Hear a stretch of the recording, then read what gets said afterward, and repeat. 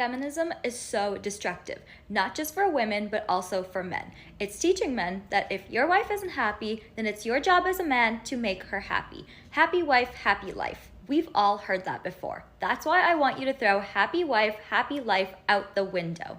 Most people's relationships are being run on a woman's feelings, and a feminist marriage is where the woman has power and control and the man submits to her. And this is incredibly dangerous because when you put your feelings above God and above the truth, then it will always end in chaos.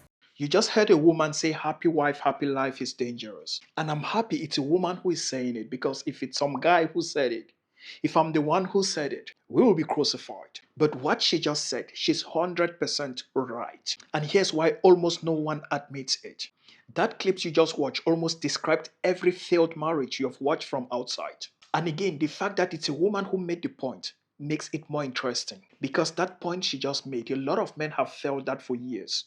Our fathers felt that, our grandfathers felt that, but we are just not so comfortable to say it out loud, or we are just too afraid to say it out loud. So let's break down why she's right. And if you're new here and you're done outsourcing your peace to someone else's mood, you're in the right place. Smash the subscribe button. Because here we call out the BS, we call out the double standards, and we encourage men to think for themselves. Drop a comment where you're watching from. Now let's get to the real stuff.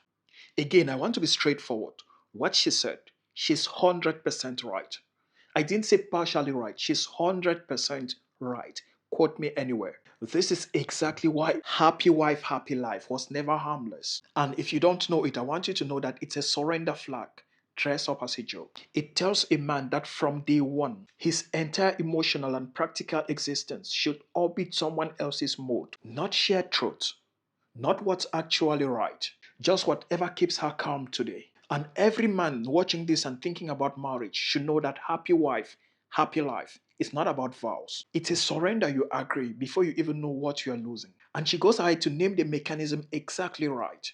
Marriage runs on women's feelings put above the truth. And we all know that anything built on feelings instead of truth will eventually collapse. Because feelings shift by the hour, depending on her emotions, while the truth stays the same. And every guy knows that a relationship built on managing feelings instead of working on the truth, it's bound to be destroyed. It's just like a house built on whichever way the wind is blowing that day. So there is no stability. And men who go into this without thinking end up paying the price. And this is exactly what attack on masculinity actually looks like. Not some dramatic villain moment, but just a slow, constant cultural pressure that trains men to treat a woman's mood like the highest authority in the house. And then in turn calls that love. Listen, bro, submitting your judgment to someone else's mood is not romantic. It's abdication with a wedding ring. Now, I did this video to ask you just one important question.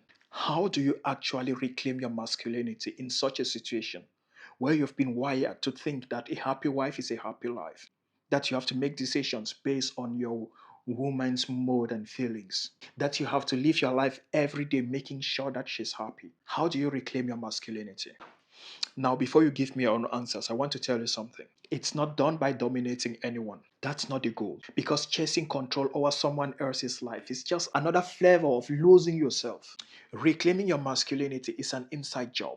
And here's actually what that looks like. The first thing is that you stop outsourcing your okay to someone's mood. Bro, if your sense of peace rises and falls based on how someone else's feels today, believe me, you don't have peace.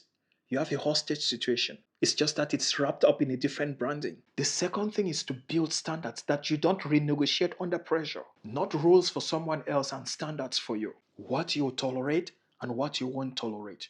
That has to be stated clean and clear. Believe me, masculinity isn't under attack because women somehow got stronger. It's under attack because men forgot what strength is actually meant for. The third thing you need to do is learn how to lead your own life before you try to lead someone else's life. Focus on discipline and purpose. Make sure your body and your bank account is not falling apart because you cannot lead a relationship from a position where you're privately begging to stay in. In other words, you cannot lead a relationship you're privately afraid to lose. The fourth thing you should do is to set boundaries. I didn't say control, I said set boundaries. Because the goal is not to manage her feelings better. The goal is to set clarity about your own lines and the willingness to actually hold them calmly without needing to win the argument to know who you are. because real masculinity was never about winning the argument. Now, I want to let you know that none of this works if the foundation is not solid. Standards are very easy to talk about and hard to hold if you're not physically and mentally strong. That's exactly why I created this fitness channel. It's all about getting fit. It's all about workout. It's all about testosterone. It's all about weight loss for men. It's all about getting that kind of body you like. Go there, smash the subscribe button. There's a lot that's going to be happening in that channel in terms of fitness, just pure fitness and well-being for men.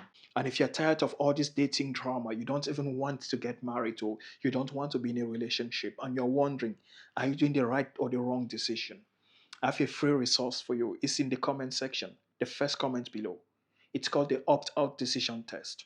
It's not motivation, it's a mirror in front of you. It will help you decide if you're ready to opt out or not. If you're opting out based on emotions or based on logic.